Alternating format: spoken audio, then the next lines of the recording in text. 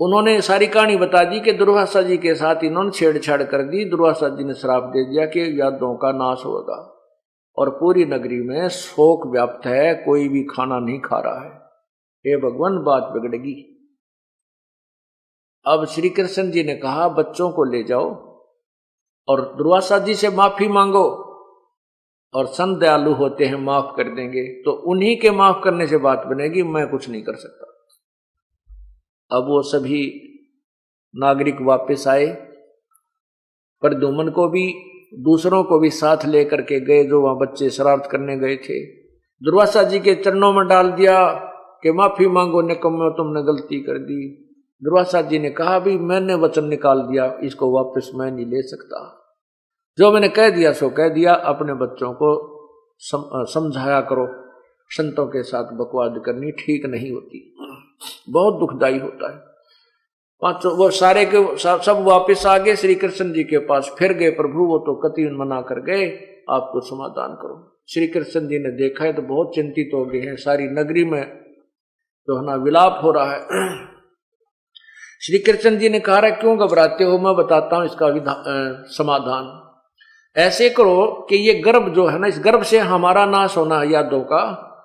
ऐसे करो जो कपड़े उस गर्भ पर बांध रखे थे लोगड़ लगड़, उसने तो जला दो और दरिया में गिर दो, जमुना में।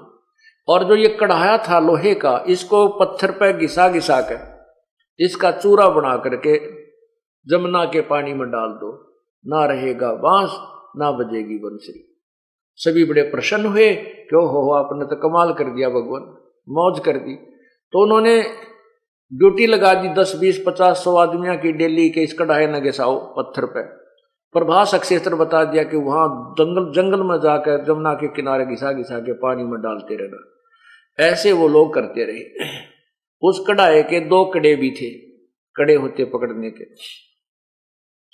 एक कड़ा तक घिसा दिया लग लगा के, एक कड़ा दे दिया मेरे जैसे आलसी को कि वे तेरी ड्यूटी कई दिन में घिसा इसको, उसकी बांट दिया।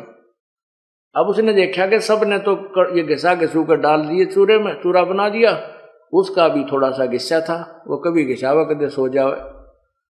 तो पूरा ना घिसने के कारण सोची कि इनका काम बन गया, तू पीछे रह गया। उसने यूं का त्यों पानी में फेंक दिया, वो कुछ घिसा था कुछ नहीं।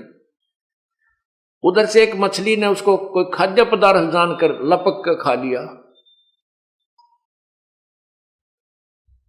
और उस मछली को एक बालिया नामक शिकारी ने, मछियारे ने पकड़ दिया। वो मछली जब काटी उसमें से वो चमकदार धातु निकली। उस धातु को उसने सोचा ये चांदी ना हो, सुनार को दिखाई। सुनार बोला वह चांदी नहीं है पर इस्पात बहुत बढ़िया है, लोहा बहुत अच्छा है। लोहार के पास गया, लोहार से कहा कि इस इस्पात का, इस लोहे का मेरा तीर बना दे, मेरे तीर का एरो बना दे बाण का, और विषाक्त करके जहर में बुझा के उसने वो विषाक्त करवा के उस कढ़ाई के उस कड़े का वो तीर बनवा लिया, एरो बनवा लिया और धर लिया घर पे।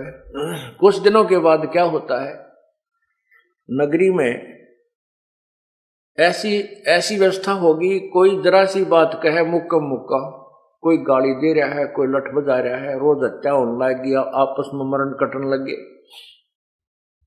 पहले समझदार व्यक्ति ये विचार किया करते थे कि नगरी का कौन सा पाप उदय हो गया जिस कारण से प्रतिदिन यहां पर शमशान घाट ठंडा नहीं हो रहा है।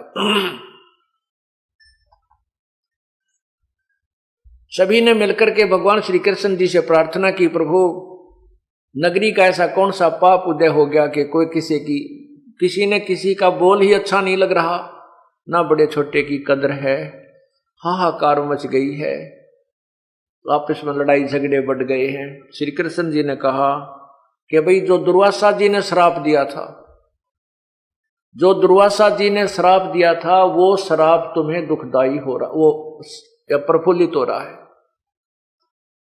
अब सारे ग्रामीण नागरिक कहने लगे भगवान फिर क्या करें।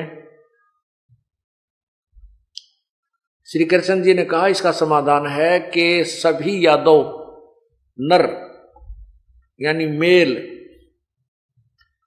चाहे नवजात शिशु भी क्यों ना हो, सभी जाकर के और उस जमुना में स्नान कर लो। वहां जाना प्रभास क्षेत्र में। प्रभास क्षेत्र में पहले ही जो वो चूरा डाला था कढ़ाई का घिसाकर, उसकी एक घास उगेगी। उस घास के इतने तीखे पत्ते थे जैसे तलवार होया करे। श्री कृष्ण जी ने कहा कि वह प्रभास क्षेत्र में जाकर के स्नान करो, और स्नान करने से तुम्हारा यो पाप दुर्वासा का छाप नष्ट हो जाएगा। अब वही सभी नागरिकों ने श्री कृष्ण जी की बात पर विश्वास किया। अपने छोटे छोटे बच्चों को, आज ही पैदा हुआ था उसको भी लेकर चले गए, कहीं मेरे बेटे पर साप ना रह जाए, श्राप ना रह जाए।